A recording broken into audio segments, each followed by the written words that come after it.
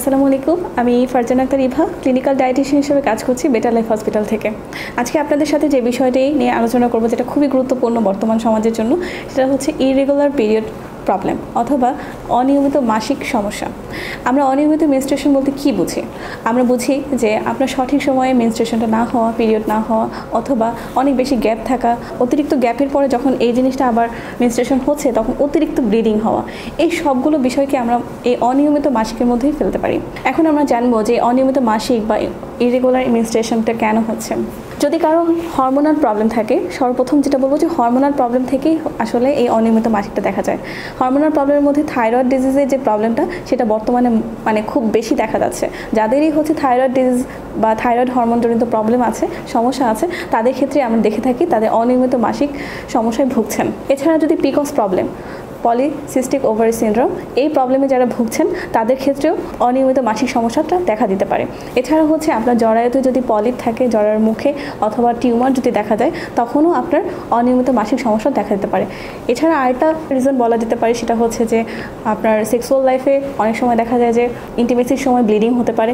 সেই বিষয়টিকেও আমরা অনিয়মিত মাসিকের মধ্যেই রাখতে পারি। এখন আমরা যে বিষয়টা বলবো যে কীভাবে আমরা আসলে রিকভারি করতে পারি। সবার আগে আমাদের জানতে হবে আপনার ওজনটা বডি অনুযায়ী ঠিক আছে কিনা, আপনার হাইট ওয়েট অনুযায়ী আপনার ওজনটা সঠিক পরিমাণে রাখছেন কিনা। কারণ অতিরিক্ত ওজনের জন্যই আপনার হরমোনাল ইমব্যালেন্স, থাইরয়েড প্রবলেম এবং পিকস প্রবলেমের মতো নানান ধরনের ডিজিজের সূত্রপাত ঘটায়। যেটা আমরা রিকভার করতে পারি এই ওজনটাকে নিয়ন্ত্রণ করি।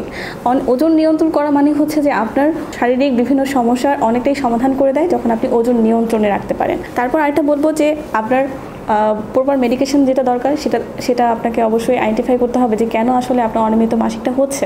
আপনি যখন প্রপার আইডেন্টিফিকেশন করতে পারবেন এবং সেই অনুযায়ী প্রপার মেডিকেশনটা নিতে পারবেন, তখনই আপনার এই প্রবলেমটাকে অনেক দ্রুত সলভ করে নিয়ে আসতে পারবেন। তো আপনার এই নারীত্বকে এনজয় করতে হবে, উপভোগ করতে হবে।